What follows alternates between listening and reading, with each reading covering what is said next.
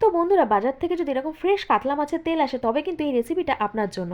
তো হচ্ছে বেগুন, মাকড়া বেগুন, পেঁয়াজ, আলু আর কাঁচা লঙ্কা দিয়ে আমার হচ্ছে মেন উপকরণ। প্রথমে কড়ার মধ্যে সর্ষের তেল দিয়ে তার মধ্যে কিন্তু জিরে ফোড়ন দিয়ে 8 থেকে 10টা শুকনো লঙ্কা দিয়ে দেবো। তারপরে কিন্তু ফ্রেশ মাছের তেলটা দিয়ে দেবো। দিয়ে কিন্তু গ্যাসটা একদম কমিয়ে কিন্তু মাছের তেলটা ভাজতে হবে, নাহলে কিন্তু ভীষণ ফাটবে।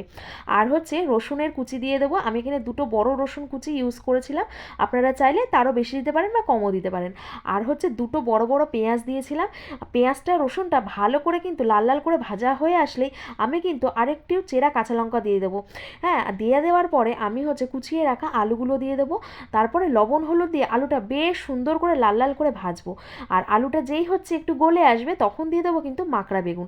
আমি কিন্তু এখানে মাকড়া বেগুন ব্যবহার করেছিলাম, আর মাকড়া বেগুনই কিন্তু এর মধ্যে কিন্তু দিতে হবে, তাহলে কিন্তু আরও স্বাদটা দুগুণ বেড়ে যাবে।